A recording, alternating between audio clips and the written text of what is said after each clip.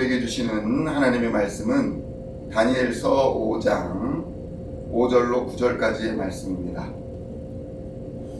다니엘서 5장 5절로 9절까지의 말씀 찾으셨으면 함께 한 목소리로 봉독하도록 하겠습니다. 그때에 사람의 손가락들이 나타나서 왕궁 촛대 맞은편 석회벽에 글자를 쓰는데 왕이 그 글자 쓰는 손가락을 본지라 이에 왕의 즐기던 얼굴빛이 변하고 그 생각이 번민하여 넓적다리 마디가 녹는 듯하고 그의 무릎이 서로 부딪힌지라 왕이 크게 소리질러 술객과 갈대아 술사와 점쟁이를 불러오게 하고 바벨론의 지혜자들에게 말하되 누구를 막론하고 이 글자를 읽고 그 해석을 내게 보이면 자주색 옷을 입히고 금사슬을 그의 목에 걸어주리니 그를 나라의 셋째 통치자로 삼으리라 하니라. 그때 왕의 지혜자가 다 들어왔으나 능히 그 글자를 읽지 못하며 그 해석을 왕께 알려주지 못하는지라. 그러므로 벨사살 왕이 크게 번민하여 그의 얼굴빛이 변하였고 귀족들도 다 놀라니라. 아멘. 할렐루야. 오늘은 다니엘서 5장 5절로 9절까지의 말씀을 본문으로 손가락을 본지라 라는 제목으로 은혜의 말씀을 함께 나누고자 합니다. 성도 여러분, 다니엘서 5장에서는 벨사살이라는 왕이 등장하여 하나님을 모독하는 장면이 등장합니다. 그는 하나님의 전에서 탈취하여 온, 그러니까 자신이 탈취하여 온 것도 아니고 그의 선대왕 느부갓네살이 예루살렘 성전에서 탈취하여 온 그 그릇들을 잔치하면서 내오라 라고 명령하고 그 황금 그릇들을 가지고 술잔을 삼으며 향락을 즐겼던 그런 삶을 보여주었습니다. 성도 여러분, 어떻습니까? 우리가 인생을 살아가면서 나라의 흥망성쇠를 보고 사는 경우가 있습니다. 어떤 나라가 전쟁으로 망하기도 하고 국력이 쇠퇴해지기도 하고 어떤 나라가 민주주의가 쇠퇴하고 경제력이 쇠퇴하고 이런 것들을 많이 보게 됩니다. 그런데 성도 여러분, 그렇게 나라가 국력이 쇠퇴하는 이유가 여러 가지 있지만은 가장 대표적인 것이 무엇입니까? 바로 나라의 지도자가 타락할 때 나라의 국력이 함께 쇠퇴하더라는 것입니다. 나라의 지도자가 일어나지 않고 술과 향락에 빠져 살 때에 그 나라의 국력은 쇠퇴해지고 결국에는 지도자도 망할 뿐만 아니라 나라도 망하는 길로 가더라라는 것입니다. 어떻습니까? 우리가 최근에 보았던 베트남이라든가 이런 나라들이 멸망할 때 어떤 일이 벌어졌습니까? 국가의 지도자들이 나가서 싸울 생각은 하지 않고 후방에서 잔치를 벌이고 향락을 즐기고 있으니 나라가 망하지 않을 수가 있었겠습니까? 성도 여러분, 대한민국이 전쟁 중에도 다시 살아난 이유가 무엇이었겠습니까? 온 국민이 합심하여 나라를 살리고자 열심히 노력하고 생명을 바치는 것을 마다하지 않았기 때문에 나라가 이렇게 설 수 있었던 것 아니겠습니까?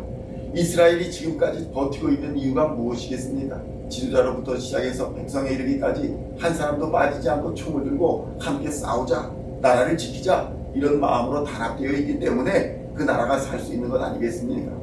이 미국이 굳건할 수 있는 이유가 무엇이겠습니까? 잃어버린 병사를 포기하지 않냐고, 단 한 명의 병사라도 남겨두지 않겠다라는 그런 의지와 그런 정신이 있기 때문에 이 나라가 지금까지 버티고 있는 것 아니겠습니까? 성도 여러분, 나라의 지도자가 타락하게 되면, 나라의 지도자가 술에 취해 정신을 잃게 되면 나라가 망하게 되어 있는 것입니다. 성도 여러분, 벨사사들이 다스리던 그때도 마찬가지입니다. 바벨론이 어떤 상황이었습니까? 느부갓네살의 강력한 통치 시대가 지나고 위기의 상황으로 치닫고 있었습니다. 국제 정세가 너무나도 위급한 시대였습니다. 그 당시에 페르시아 제국, 그러니까 바사 제국이 일어나가지고 위협을 하던 시기였습니다. 그런 시기에 바벨론이 한치 앞에 미래도 내다볼 수 없는 그런 위기의 상황 속에서 고관대작들이 다 모여가지고 술자리를 벌이고 술에 취해가지고 정신을 잃고 이런 상황에 빠져 있으니 나라가 위로부터 싸워가고 있었다라는 것을 보여주고 있는 것입니다. 이런 상황에서 갑자기 초자연적인 상황을 맞이하게 된 것입니다. 사람들이 만약에 마술사나 이런 사람들을 불러가지고 이런 일이 벌어졌다면 아마 놀라지 않고 막 박수를 치고 즐겁게 웃었을 것입니다. 우리 마술 공연하는 거 보면 그렇지 않습니까? 모래를 쫙 뿌리는데 모래가 지팡이가 되고, 카드를 쫙 날리는데 카드가 막 꽃송이가 되고, 뭐 이런 거 보면 사람들이 기뻐하며 야 즐거워하며 재밌다 이러지 않습니까? 그런데 마술사나 술객들이 등장한 게 아니었습니다. 갑자기 벽에 사람의 손 모양이 나타나가지고 크게 글씨를 써버리는데 그 글씨를 보고 왕이 놀라 자빠진 것입니다. 야, 이건 술객들도 부르지 않았는데 이게 도대체 무슨 일이냐? 성도 여러분, 과거에 어떤 일이 벌어졌습니까? 모세가 바로에게 가서 10가지 재앙을 내릴 때에 매번 그 바로가 어떤 행동을 합니까? 술객들을 불러가지고, 마술사들 불러가지고, 너도 이거 한번 해봐라. 뱀이 지팡이가 되니까 야 너도 한번 해봐. 따라합니다. 그 따라하는 거 보고 야 이거 별거 아니네. 하나님도 별거 아니네. 성도 여러분, 사실 오늘 드려지는 이 예배 많은 사람들이 흉내내고 있는 건 아니겠습니까? 다른 종교에서도 흉내냅니다. 그러면서 야 뭐 그 예배 별거 아니네. 하나님 없어도 아무 신에게나 예배 드려도 그냥 되는 거네. 뭐 장소나 이런 거 상관없네. 아무 데서나 하면 되는 거지. 이런 마음으로 예배 드렸다가는 하나님의 진노를 피할 수 없다라는 것을 오늘 우리 본문을 통해서 우리는 깨달아야 한다는 것입니다. 고관대작들이 모여서 술잔치를 벌이고 있었습니다. 그 모든 상황, 사람들이 보고 있는 상황 속에서 초자연적인 하나님의 손가락을 보게 된 것입니다. 사람의 손가락이 나타나 왕궁의 촛대 맞은편 잘 보이는 곳에 글씨를 써내려가기 시작했습니다. 다니엘서 5장 5절의 말씀 함께 봉독하겠습니다. 그때에 사람의 손가락들이 나타나서 왕궁 촛대 맞은편 석회벽에 글자를 쓰는데 왕이 그 글자 쓰는 손가락을 본지라. 성도 여러분, 이 손가락들을 보면서 왕은 극심한 두려움을 느꼈습니다. 6절의 말씀 함께 봉독하겠습니다. 이에 왕의 즐기던 얼굴빛이 변하고 그 생각이 번민하여 넓적다리 마디가 녹는 듯하고 그의 무릎이 서로 부딪힌지라. 술이 확 깨버린 것입니다. 얼마나 놀랐으면 무릎이 덜덜덜덜 떨리고. 성도 여러분, 무언가 무서운 일이 벌어지고 있는데 그 무서운 일의 정체를 알 수 없을 때 사람은 두려움에 빠지게 됩니다. 무슨 글자를 쓰기는 썼는데 그 글자의 뜻과 의미를 모를 때에 두려움에 빠지게 되었다는 것입니다. 성도 여러분, 세상 일에 약해 교만하며 하나님의 말씀을 듣지 않는 자도 초자연적이 일어나니까 그냥 두려워 덜덜 떠는 것입니다. 성도 여러분, 생각해 보십시오. 많은 사람들이 별것 아닌 것처럼 그냥 살아가고 있지만 자신의 생각과 상식대로 이해되지 않는 일들이 벌어질 때 두려워하고 염려하고 걱정합니다. 야, 이 일이 왜 도대체 나한테 일어나는 걸까?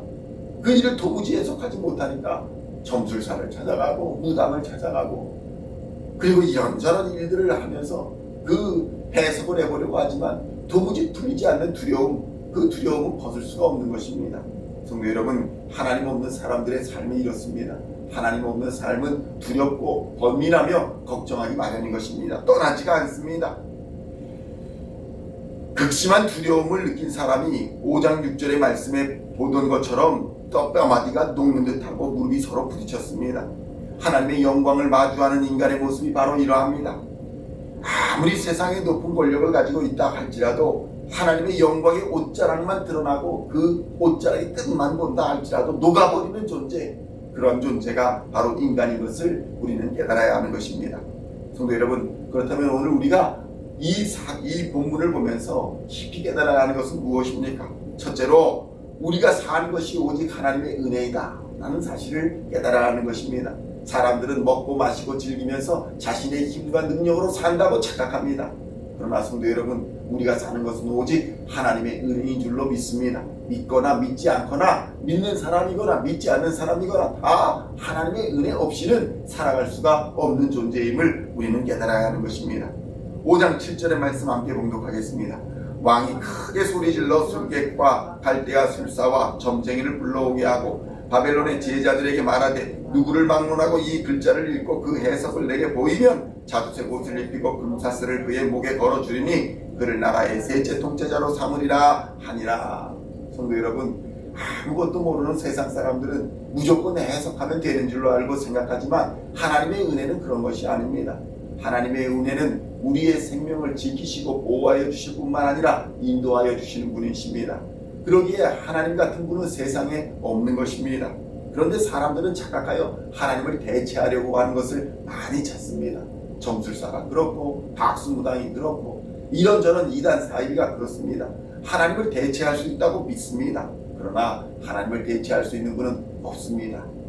둘째로 우리가 무엇을 깨달아야 합니까? 하나님을 경외하는 것 외에는 길이 없다. 하나님을 두려워하고 하나님을 경외하고 하나님 앞에 겸손한 것 외에는 다른 길이 없다는 것입니다. 8절의 말씀 함께 봉독하겠습니다. 그때 왕의 지혜자가 다 들어왔으나 능히 그 글자를 읽지 못하며 그 해석을 왕께 알려주지 못하는지라. 그렇습니다. 성도 여러분, 능히 하나님을 경외하지 아니하면 살아갈 수가 없는 존재입니다. 이 글자도 해석하지 못해냅니다. 우리의 앞일도 도무지 알 수가 없습니다. 우리가 어떻게 살아갈지 무엇을 해야 할지 도무지 알 수 없는 인생이 바로 인간인 것입니다. 그럼에도 교만하여서 하나님 같아지려고 하나님 같은 생각을 하고 마치 하나님이냐 세상의 모든 일을 아느냐 그렇게 교만하여 행동하지만 인간은 깨달아야 하는 것입니다. 오직 하나님을 두려워하고 하나님을 경외하며 그의 말씀에 순종하는 것만이 살 길임을 깨닫는 은혜가 있으시기를 우리 주님의 이름으로 축원드립니다. 마지막으로 무엇입니까? 오직 예수 그리스도만이 우리의 복음이 된다. 우리가 따라갈 길이 된다 라는 것을 깨달아야 한다는 것입니다. 다니엘서 5장 9절의 말씀 함께 봉독하겠습니다. 그러므로 벨사살 왕이 크게 번민하여 그의 얼굴빛이 변하였고 귀족들도 다 놀라니라. 성도 여러분, 그렇습니다. 예수 그리스도의 십자가만이 우리의 모든 문제를 해결해주는 능력의 열쇠입니다. 오직 예수 그리스도의 십자가만이 우리를 구원하는 능력이 됨을 믿으시기를 우리 주님의 이름으로 축원드립니다. 그러므로 오늘도 오직 예수 그리스도의 말씀과 하나님을 경외함과 그리고 하나님의 은혜를 깨닫고 그 은혜를 누리며 하나님의 은혜와 평강 속에 거하는 하루가 되시기를 우리 주님의 이름으로 간절히 축원드립니다. 기도하시겠습니다. 하나님 아버지 감사합니다. 세상에 아무리 높은 권력을 가지고 부귀 영화를 누리고 있는 자라 할지라도 하나님의 능력과 은혜 없으면 하나님을 경외하는 지혜가 없으면 예수 그리스도의 십자가 능력이 없으면 그저 먼지와 같이 그저 이 땅에 왔다가 가는 그런 허무한 존재임을 이 시간 깨닫게 하여 주시니 감사합니다. 하나님, 하나님의 은혜가 없으면 심판받아 멸망받을 존재인 우리를 구원하여 주시고 예수 그리스도의 십자가 은혜로 하나님의 자녀 삼아 주셨사오니 이제는 은혜 받아 부름 받은 대로 살아가는 하나님의 사람들 다 되도록 주님 역사하여 주시옵소서. 주의 은혜의 옷자락을 만지며 살아가는 하나님의 사람들 되게 하여 주시옵소서. 주의 품에 거하는 자들 되게 하여 주시옵소서. 오늘도 모든 두려움과 염려와 걱정 속에서 주께서 우리를 건지셨음을 깨닫고 믿음으로 승리하는 하루가 되게 하여 주시며 주님 다시 오시는 그날까지 믿음의 선한 싸움 끝까지 싸워 승리하는 하나님의 사람들 다 되도록 주님 은혜 베풀어 주실 줄로 믿사오며 우리를 구원하신 우리 주 예수 그리스도의 이름으로 간절히 기도하옵나이다. 아멘.